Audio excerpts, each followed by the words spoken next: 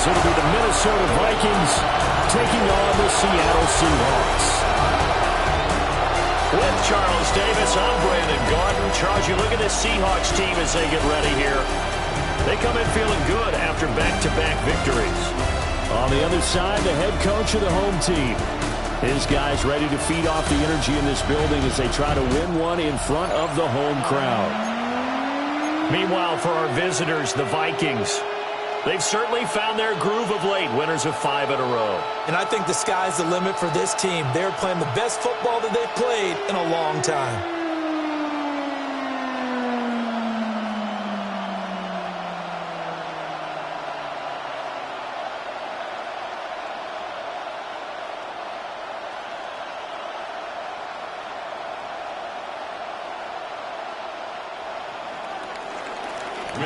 To kick off for the Vikings.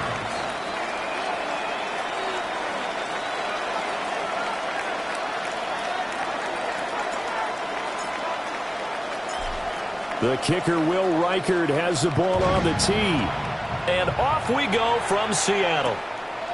And the opening kickoff will not be returned, as that will be a touchback. So out come the Seahawks now for their first possession. And leading him out is their rookie quarterback, the young man out of Alabama.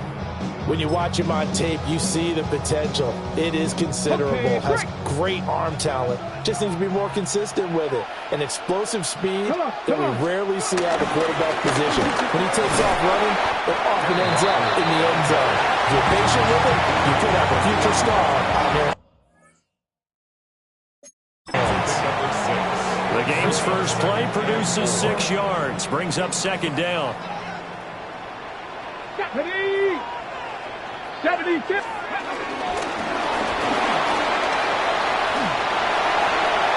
And now the rookie's free. And all the way in, touchdown Seattle. A great play there. Touchdown number 18 on the year. And the Seahawks need just 2 plays on their opening drive to take the early lead.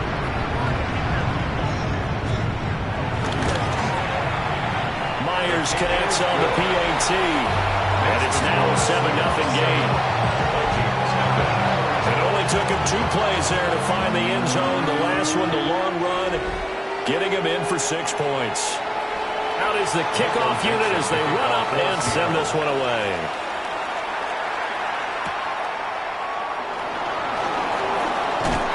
And he takes this near the 25. Just a little pass there. Call it the 26. So here come the Vikings as they get set for their first drive. And they will be led out by their signal caller in his second year in the NFL now. And I'll bet he's talking to his guys about resisting the temptation to try and turn this into an up-and-down game. Almost like basketball, where both teams press, and one team gets an advantage, the other team's trying to run with them, and they're just not equipped for it. Doesn't matter whether you're equipped or not. Just settle in, get calm before you go for the big strikes. McCarthy, he'll set to throw it. Finds his man. There's Jordan Addison. And he's taken down, but able to slip across the 35. But following the play now, they're going to stop the clock here as a man is shaken up. So as the medical staff takes a look, we'll step aside.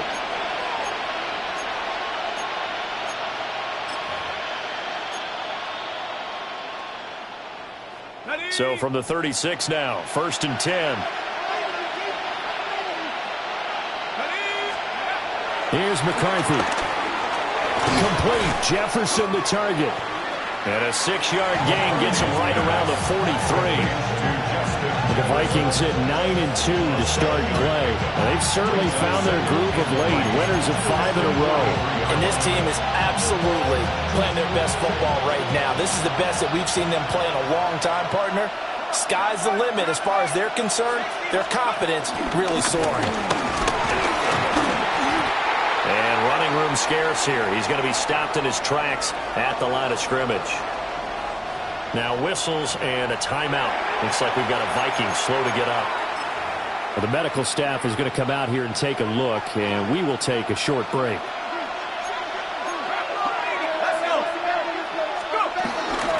They'll try and run for it with Jones.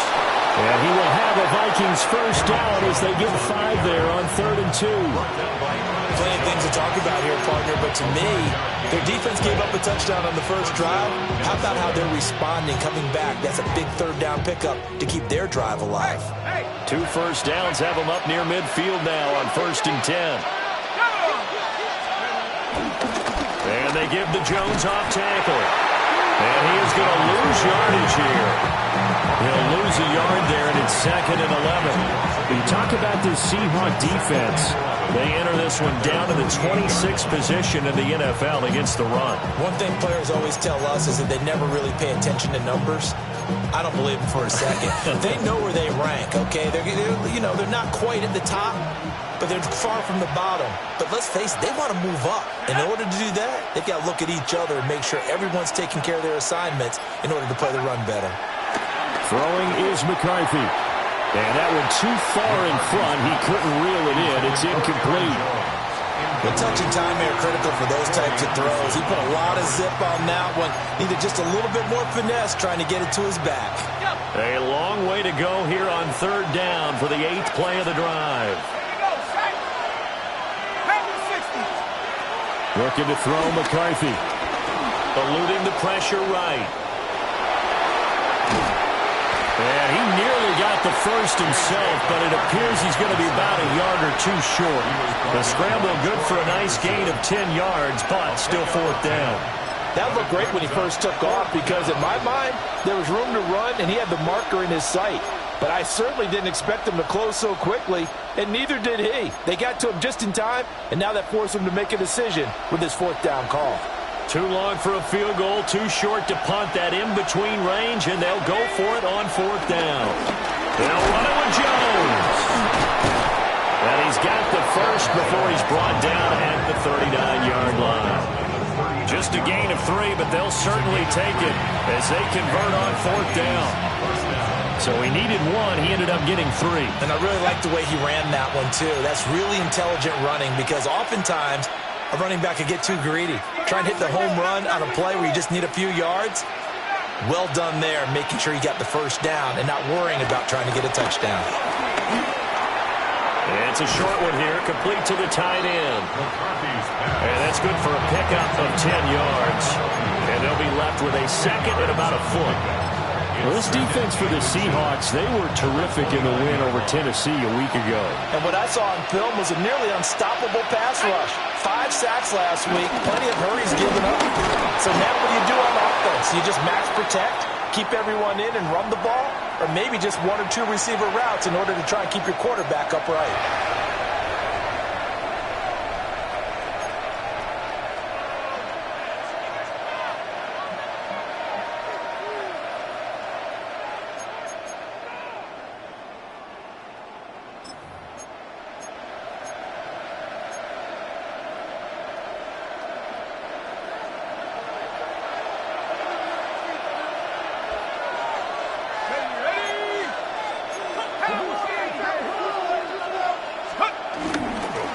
They'll run. This is Jordan Mason. And they've got it inside the 10 at the 8. 18 yards that time to push him up, 1st and goal. Quite the opening drive march they're on right now. It looks a lot like what we saw in practice prior to the game, doesn't it? You know, because on that last big practice beforehand, you go through your offensive script. You go through your play calling. You go through all the stuff and establish things. And it looks like it's going like clockwork right now for them. To the air with McCarthy. And he rifles one incomplete. That's already the 3rd time they've looked his way on this opening drive. He's caught 1 of the 3. That doesn't mean they won't continue to go in that direction. It feels like they think they've got something good going there, and they think those numbers are going to increase. Nothing on 1st down, so the ball remains at the 8-yard line, 2nd and goal.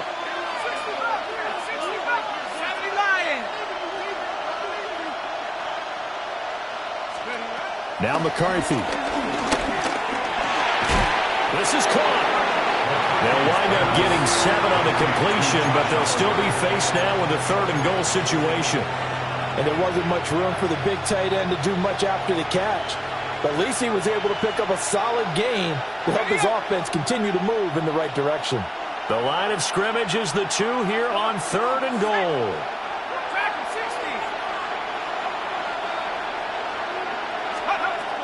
From the shotgun, McCarthy. It's caught in the end zone. Touchdown, Minnesota. Jordan Mason, a 1-yard touchdown reception. And the Vikings respond to that opening drive touchdown with one of their own. Point after, right down the middle. And we are tied at 7. That drive, a long one, spanning 15 plays. And it all culminates in a touchdown for Minnesota.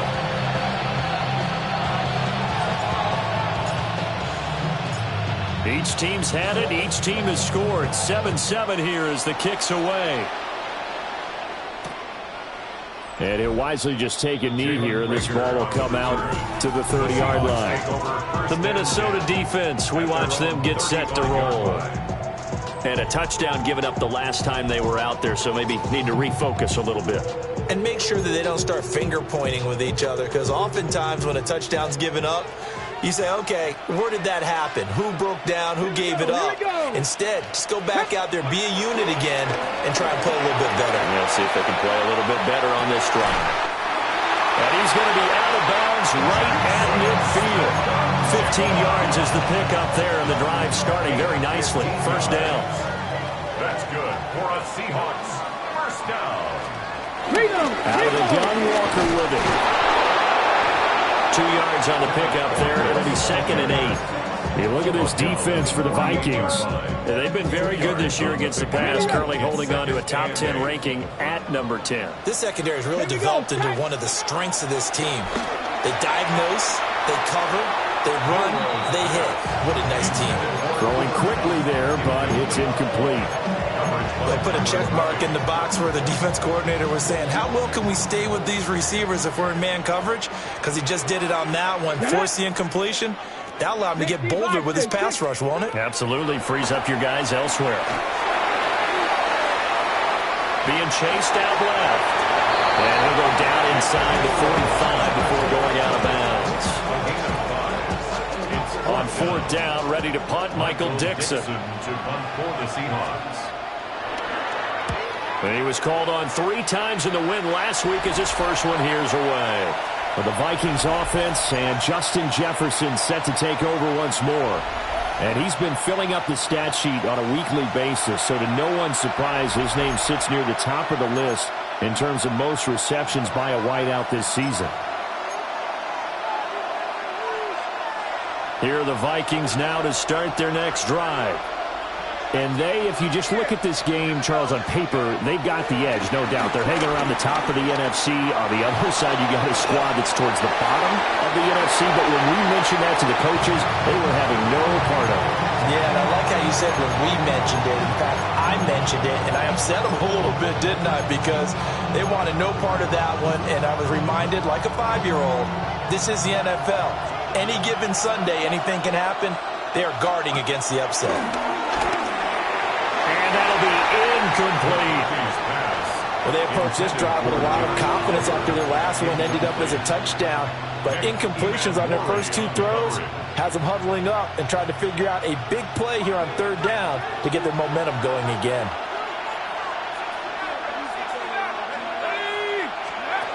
From the gun on 3rd down, McCarthy. Middle of the field to Jefferson. And I don't think he got there, no. He's short by maybe a foot, maybe. Call it 4th and inches. There's another example where defensive coaches constantly preach, not allowing any run after the catch. They gave up a few more yards than they wanted to, but they were able to get him down quickly and force a 4th down. He punted 5 times in the win last week as this one's away. Ooh, the juke. They'll score that a 36-yard punt, and it'll be Seahawk football 1st and 10. And the ball now going back over the Seattle Seahawks offense. The last series form a little disappointing, forced to punt. And now they'll try to do better here and come away with some points as they begin this drive, 1st and 10. They'll run with drive. Taken down at the 42. And, oh, boy, nobody wants to see this. That's the running back, Kenneth Walker, who appears to be injured. While they come out and take a look at him, we will step aside for just a moment. Okay, 2nd and 5. Tag. Cowboy 80. They're going to look to throw. Pressure coming from the Vikings, and they get